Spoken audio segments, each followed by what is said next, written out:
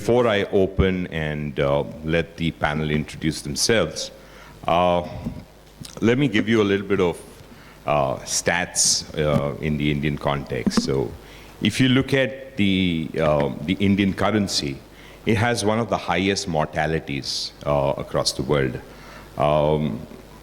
As a function of that, you have about $18 billion worth of notes being printed every year. And surprisingly, in a regime where Mr. Modi is talking about a make in India, 40% of that is import content. So we're close to about $7.5 billion we're spending on just printing currency, which is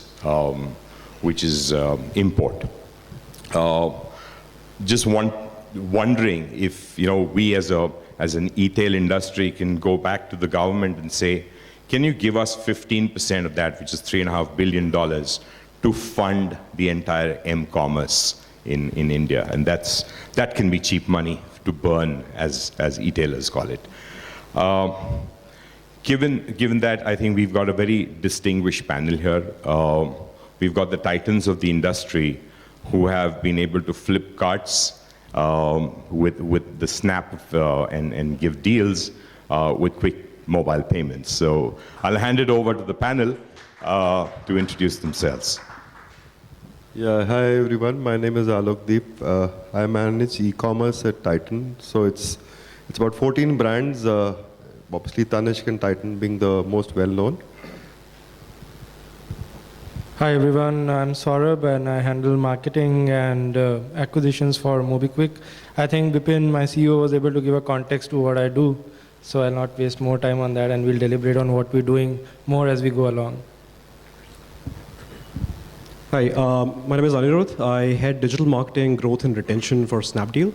I think this is deliberate, putting Snapdeal and Flipkart together. So Hi everyone, Mausam Bhatt. So I used to head mobile commerce at Flipkart, and the reason I say used to, because when your whole company is pretty much mobile commerce, there's no head of mobile commerce. So I'm looking for a fancier title. Right now it's heading growth and alliances. So if you have suggestions, please tell me. So I can by the designation that Mausam mentioned, I can already see Flipkart becoming a large conglomerate, and they're already working in silos now. So to set the context, if you look at India, you've got 900 million mobile phones. You've got about 75 million smartphone users. You've got about 100 million. You've got about 10 million credit card users with about 400 million debit cards. Do you all guys see a situation where it's only m-commerce? Particularly the fact that your other company is gone online only mobile, and there were rumors about Flipkart being only mobile. So I think the demographics are clear. I think whether we can talk about being mobile only or app only, desktop is relatively kind of dying a death, and a very fast one at that. And if you look at it's about investing in the future. If you look at there are about 60-70 million users today who are truly data active in the country, about 150 million smartphone users. But if you look at the next wave of 200 or 300 million users who are going to come in the next 2-3 years, not only they are going to come onto the internet via their smartphones, but also going to experience the internet for the first time via truly world-class apps, for example, a WhatsApp or a Facebook. So the way they experience and understand the internet is going to be fundamentally different from what I would say our generation or people or the techies or the 0.1% population of the country has experienced internet.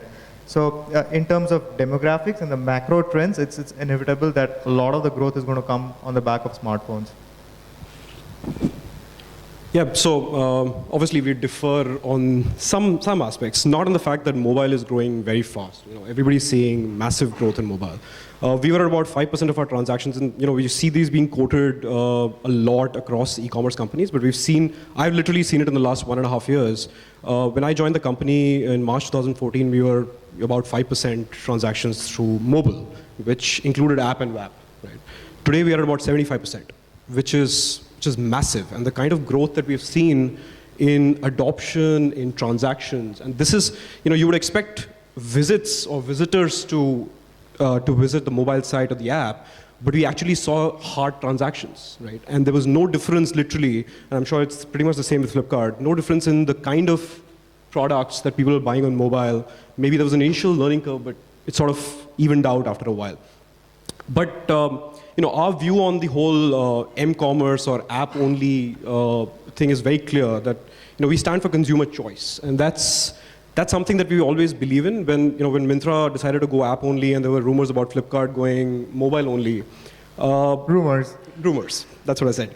So we actually conducted a survey amongst our customer base, and we realized that despite the fact that about 20% of people actually visit the website, about 80% said that they don't want the website to go away. Right. So I think that's a very interesting point that you raised, Anirudh, and the fact that Mausam is now calling this a rumor. So was there a learning, Mausam, where you saw Myntra going only mobile, but as a retailer, I would tend to make a punt and say that would ATVs have dropped if it was only mobile, and did that kind of shy you away from going only m-commerce with Flipkart? So I think at the risk of answering on behalf of Myntra, I think when they made this shift, they had a bit of a dip where it took some time for the users to migrate over. I think it was less of a question of kind of ATVs dropping at the individual user level. It's more taking people time to kind of migrate over. And see, you need to give people a really keen reason to migrate over. So I mean, if you look at the way technology is evolving. So if you look at some of the things that we've come out with our app, for example, our image search feature, or Ping, which is a communication platform where people can shop collaboratively. I think those things are fundamentally just not possible on a desktop environment. You can't expect somebody to walk around with their laptop and try to take a picture of somebody's shirt and try to find a similar shirt, right? It's just, the form factor just doesn't lend itself to that. The capabilities of the device doesn't lend itself to that. So I think you'll see a lot more innovation kind of coming in those directions. And when you say location, the only thing when people hear about things like location is, oh, that must be to send like targeted couponing. Not really. You can do fundamentally different things with location. For example, matching local supply with local demand, because people's preferences are very different. What people say want to buy in a small city in Kerala versus a big city in Delhi is fundamentally different. So in a marketplace model, how do you match up demand to supply the right set of users with the right set of buyers with the right set of sellers? And all of these are not possible using a desktop environment. So if one is you take a perspective of making sure that you kind of keep building for the current state or the future state, but a lot of the true innovation is going to come largely on mobile, taking advantage of a lot of things that will happen in the future. Yeah. So I'll come to that point after I speak to Alok, because I personally don't believe that it can be just a mobile only kind of a situation, because if you look at the entire consumer touch point, it could be the mobile as an initiator, then going over to desktop to compare. Particularly if the question I want to ask Alok is because he's driving a vertical which is very, very high end. Ticket values are high. The consideration points are very long drawn, and he's right now working on an e-commerce platform which is going mobile. Where he's on the one hand he's looking at jewelry, and the other hand he's looking at eyewear and watches. So how do you see the entire transition to m-commerce, and do you really believe it'll be a mobile commerce economy? Yeah, so I suppose it's a question of category. I think the behavior, well, obviously there's no denying the fact that mobile is obviously a medium which you can personalize and innovate to a much larger extent. And of course, which means that today, what you offer today on other screens, or what you offer today for us, we're a 27-year-old retailer in this business, is the fundamental sync between all the screens and all the mediums. But at the same time, I would disagree and say that mobile would be the only medium of commerce for a simple reason. The behavior is category driven. So for certain categories, yes, but on categories like perhaps ours, I would say in case of jewelry, I would say eyewear also. Maybe watches, yes. You're able to kind of flip through the images of the watch. You can see the different angles.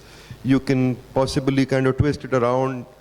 But I would say, as what Nitish is saying, in jewelry, which is a much more involved purchase, where of course the conversion rates even online are not as much as what would be the case for other categories. The customer would definitely want to see the product on a larger screen, on a larger interface. Today, for us, we see very, very different kind of scenarios. On one side, our overall traffic from mobile devices exceeds desktop. But on the other hand, we see a lot of jewelry purchasers browsing the product on mobile and buying it on the desktop or going and buying it on the store. So for us, it's not only mobile. For, I would say from a physical retail, whether it's Titan or large retailers today in the country, the most important thing is not either or, it's actually all of them. There has to be a seamless sync between the mobile, the desktop and the store.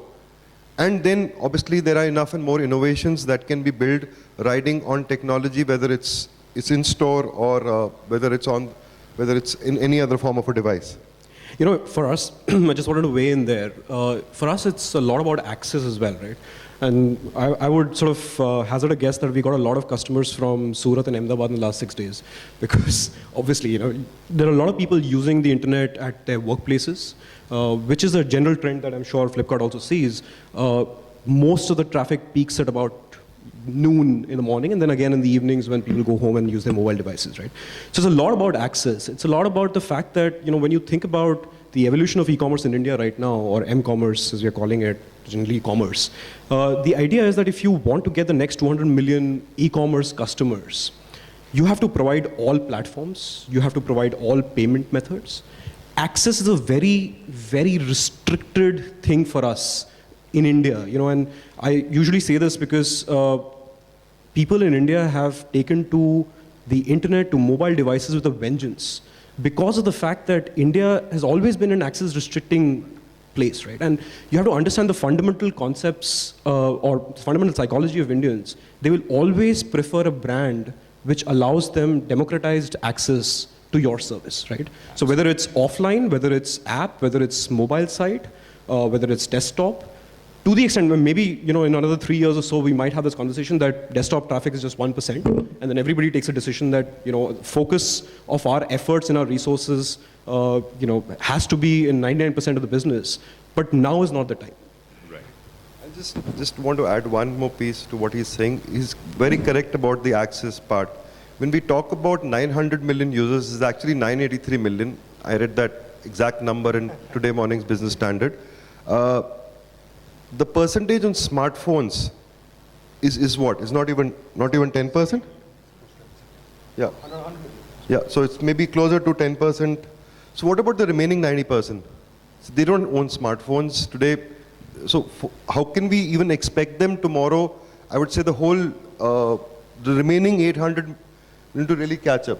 So it's about where are they going to go and access this piece. And probably, yes, the number of smartphone shipments to India has been increasing at a very, very, I would say, large delta. But then, obviously, it would not happen overnight, right? So before we get into this debate, let me bring in Saurabh, because you know, right now we're talking about m-commerce from an e-tail perspective. I think MobiKwik has been able to revolutionize that, and I want to ask Saurabh, what do you mean by m-commerce? Because you stretched it beyond e-tail. So I think, yeah, having heard each of the panelists over here, I think what we need to put into context is not this versus that or which one will survive. It's about which will be the more dominant medium in times to come. And if you were to just look at the figures and some of that Mausam shared, so we as an e-commerce country, we are about 30 billion today. And what the predictions tell us is we're going to be about 100 billion in about 5 years. That's one part of the stat. The other part of the stat is that m-commerce, which is about 6 to 7% today, is going to be about 20%. So those are positive indicators telling you in your face that you need to start adapting now if that's the TG that you're after, to be sure that you are there at pace with the consumer when he starts viewing you on that first screen, which is the mobile screen. So one part is that as a predictor. The other part is, which you have to be cognizant about, is the regulatory framework. What will the infrastructure do to these guys? The next 200 million that we all keep talking about, who will have access to internet on their mobile phones only, what kind of experience can you give them firsthand? How do you handhold them, get them to kind of sample your brand, sample your products, whatever you're trying to do? And in our space, I mean, the pain point, which has largely been in the e-commerce space, has been the last mile, which is payments, right? And that's where you would see a lot of drop-offs and all of that. And that's the pain point that we are trying to address within the e-commerce/m-commerce space. So we're not app only, we are predominantly app. So 80% of our users transact using MobiKwik app, but that does not mean the rest of the 20% we're not aware of and we're not catering to them. Is there a way you've been able to toy around with the idea and do a lot of development on the ability for a MobiKwik or a mobile wallet to go on a feature phone?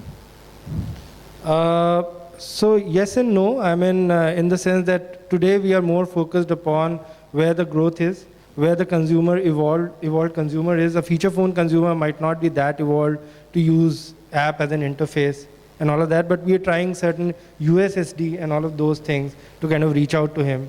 One of the things that we did very, very recently was, and there are multiple ways of reaching the same guy. So in South, there is this big suburban, sub-rural chain called Stalking, which facilitates people in rural areas coming to their stores and buying online.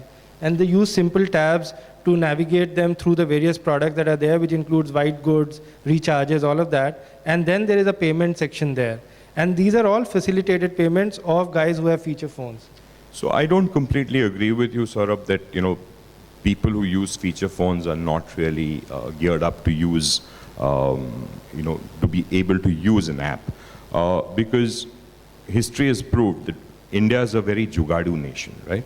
And Jugadu is not looked at very nicely, but a hack is, right? And we're talking about everyone wanting to legit hack. Right? No, so having said that, I think there's a huge potential to disrupt this entire m-commerce piece using a mobile wallet, because you have just about deployed a cash-on-delivery mechanism where you're doing a cash pickup to top up your mobile wallet. So is there a potential for you, because I've seen Bipin's presentation, you're talking about $5.8 billion transactions in 2015, in 2020, right? 2018, yeah. With about 150,000 member establishments. Yeah. So if you can transition that, with the device, because you've got the potential of 983 million, which will grow to 1.2 billion, which will be equivalent to the population of the country. Is there a way you can disrupt the entire mobile commerce? So what I was trying to say was that you have to get your priorities right in that sense. So what I was saying was that you have to look at where the natural growth is, and cannot completely ignore that, while I can kind of understand the feature phone market and all that. But today, if you look at smartphone penetration, you are about 20% now. And it's growing by leaps and bounds, right? So these guys who are using feature phones will be the smartphone users of tomorrow. So that's an assumption, because today if you look at television sets, right? How many smart TVs do you have in India? Minuscule, right? But there are set-top boxes, okay? Right, which are but doing there is the a same cost thing. to that, Nitish. I mean, look at the cost of moving from a feature phone to a Is that the issue, or is it resources and funding for you to scale it up? No. So I think it's about priorities, right? So we're looking at a meat of the market. We are saying there is enough over here. So let's look at this. So you have 600 million smartphone users by the next 3 years, right? If even 10% of that is your user, that means 63 million already, right?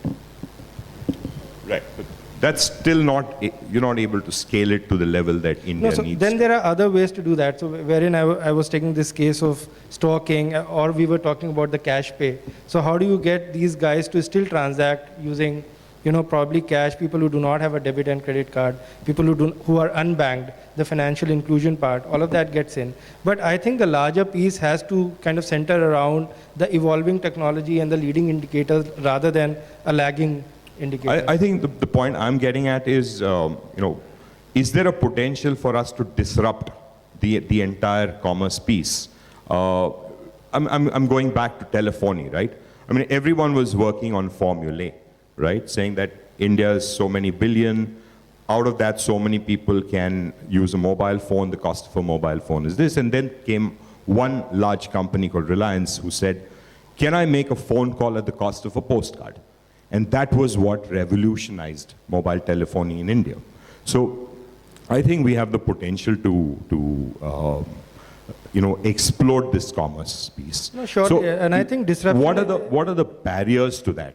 What are the barriers to disruption and barriers to So entry? one is distribution, right? Again, so that's the biggest barrier. How do you make sure you make inroads to feature phone guys? How do you get them to transact online? I'm not sure if all those feature phone users today do transact online. A fraction of them might, right? The other is, again, as I said, distribution. How do you reach these guys? The third is, practically, so the dream is really that you can wake up one day, walk to the next door store and transact using a wallet, right? Now there are various ways of reaching there, as I was saying. So one of them which we are contemplating and also kind of experimenting is where your mobile number becomes a quasi payment gateway. And you kind of walk up to a store, give your mobile number, get an OTP, and are able to transact. Right. There you do not create a wallet, but the wallet is back-end created for you. There you go. So, Mausam, where do you see the barriers and the hurdles? So I think, actually disruption is happening in front of us right now. So I don't think, we actually need to reinforce for it. So I mean, a good social experiment, we've done a lot of studies. You go out and talk to a lot of the service staff here, and some of them may be on feature phones. You ask them, when are they upgrading? What is the next big purchase going to be? Not even mention the phone. It is very likely they'll say that my next purchase will be I'm going to buy a 3,000 rupee smartphone. So that is happening here and now. So it's not some future, right? In terms of payments and commerce, one of the biggest enabler is of course clear regulatory guideline, but even finding the right middle ground. For example, reducing the hurdles for OTP. Do you need an OTP for 500 rupee transaction or a 700 rupee transaction? Is it 1,000 rupees? Is it 2,000 rupees? So I think more progressive thinking around how we think around regulatory challenges is going to be a big enabler. I think people's comfort level with cash is not going to go away, but I think newer technologies, newer ways to transact with cash, either via wallets or not, is going to significantly disrupt the market. I think, and I think honestly, a lot of companies like ourselves, we are taking to this again with a vengeance. We want to make sure that payments is streamlined. People, as you said, who don't have access to the internet or to smartphones, how do we make sure that? I don't have the answer right now, and probably even Saurabh doesn't. But the idea is the moment somebody comes up with a disruption which takes care of some barriers, like connectivity is a barrier, right? Data is a barrier, seamless access to data is a barrier. The moment that is done, I think people like us are going to invest a lot of money to make sure that we adopt that, both in terms of accepting those forms of payment and also making sure that it's distributed amongst our consumers and they have awareness of the fact that these kind of things exist. Right? So it all comes down to, at the end of the day, we want to make sure that e-commerce, the promise that it came with in India is that we're going to revolutionize commerce the way it is done. Anything that is a barrier to that, I think the industry is now large enough and aggressive enough to be able to solve that. So, what do you see as the barriers? The barriers are definitely about the whole piece on accessibility in terms of connectivity today. But the whole point is in terms of, I'm also part of the CII's National Committee on E-commerce, and the points that he's brought out are exactly the points that we are taking forward to the minister in terms of closing out these barriers so that tomorrow we are able to take it to the next level. Because today the number of people who shop online is still a very fractional percentage of the overall country's population. The mobile commerce piece is even a further smaller fraction. And that's between the whole piece. So that's that entire piece also hinges a lot on the government's policies and measures to be taken to take this. Obviously, our first step has been taken in a certain direction, the whole payments, bank licensing, etc. So which will drive on digital and mobile in a large way. A lot of those companies are already doing stuff on the mobile piece. So that's what will eventually drive this piece forward. So each one of you as an e-tailer is trying to see how do you get the consumer loyalties, right? And most e-tailers, the big ones like you, are buying sales today, right? I mean, in a crude form of way, where you're buying a 100 rupee product and selling it at 80 rupees, because you got American money. So, do you see incentives in terms of anyone who's buying on your platforms getting back into a mobile wallet in terms of currency? I mean, I wish there was a Groupon or a Coupon Dunya on the panel, but is there a way that can go back as currency into, let's say, a MobiKwik wallet? So that can kind of incentivize m-commerce. Is there a possibility? I think anything that reduces friction. So, for example, recently we launched a service where anybody who's bought something for us using cash on delivery, and for some reason if the size is not right, or for any reason they want to return the product, we refund the money to the user within 24 hours. I think one of the panelists was talking about how it takes like 7 to 10 days. We've reduced that friction. I think wider adoption of wallets and everything is only going to make it much more kind of better and seamless. What is right now, what we were able to reduce from say a 7 or 10 day period to 24 hours, why should it not be within minutes? And that is where I think the holy grail is. Because ultimately that will also earn you loyalties, right? Absolutely. Right. I think the only difference there is that right now most of the refunds and everything that happens or currency that goes back to the customer is in a closed wallet, Right. which is ours, right? Right. I don't see any. I think it may turn out that people start refunding into A wallet. interoperable wallets where they can use that money anywhere else. Right now, it's not happening. So you do see that happening at Snapdeal? for Honestly, I don't example? know. Would you? Even if I do, I won't say it right now. Right. But Sure. I really don't know. But I think if you think from a consumer standpoint, at some point in time, a wallet that is interoperable, right? That is Exactly. That's what I'm coming. that is where you would want That's your where money. the play will really. And that wallet can be anything, right? That wallet can be ours. That wallet can be MobiKwik. Could be anything. That space still has to pan out. Okay. But I think there's going to be one or two winners there in that space. So We've got 5 minutes, which will also include some questions. So, Mosam, let me start with you. What would be your vision from an m-commerce pan out for 2020? I think people will fundamentally start viewing access very differently. I mean, we talked about access, right? And access is viewed as if it's comparable, right, in terms of an access to a desktop or a mobile phone. I think it's fundamentally different. And to Alok's point, I think the friction that people in his category are experiencing from shopping online, for example, mobile commerce is going to reduce a lot of those friction, where people can see how the jewelry is going to look on them, or put a hand in front of the camera and see how the watch is going to look on their wrist.